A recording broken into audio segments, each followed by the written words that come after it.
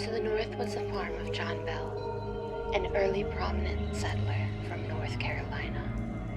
According to legend, his family was harried during the early 19th century by the famous Bell Witch. She kept the household in turmoil, assaulted Bell, and drove off Betsy Bell's suitor. Even Andrew Jackson, who came to investigate, retreated to Nashville after his coach wheels stopped mysteriously. Many visitors to the house saw the furniture crash about them and heard her shriek, sing, and curse.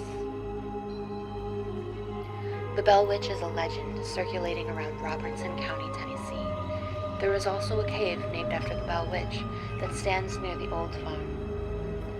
The story goes that during 1817 and 1821, the Bell family was affected by an invisible entity who was able to speak, change the environment around it, and shapeshift.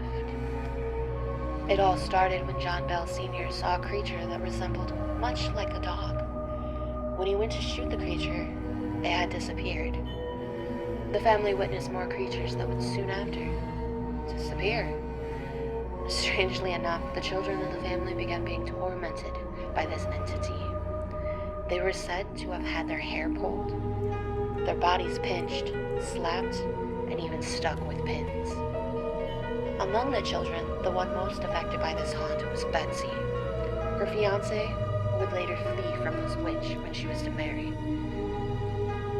The witch would torment them at night with the sounds of banging items dropping and even the sounds of the witch's own voice. The witch was nicknamed Kate and had only two goals that we know of. One was to kill John, and the other was to make sure Betsy did not marry the neighbor boy, Joshua Gardner. Kate would call John Old Jack and was set on making sure he would no longer live. Quite the opposite for his wife. It is said that the witch favored Lucy, John's wife.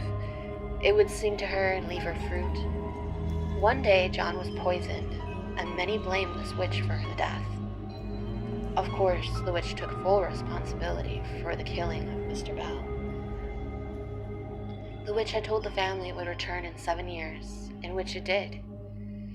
The entity tried the same tactics that it previously had, but the Bell family paid no mind until finally the witch left for good. When she visited John Bell Jr. and told him about the events that had happened previously. She assured the son that there was no reason for his father's death, but would never speak of the reason why. The witch claimed it would be back in 100 years, which would have been in 1935, but those that lived near the farm and cave would say that the witch never left.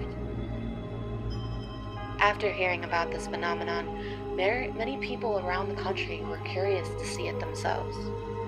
During former President Andrew Jackson's military career, he was even interested in seeing the witch himself, although him and his men were soon scared off when their wagon wheels had stopped.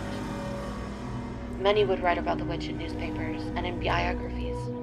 It is a part of Tennessee history and is taught in schools today.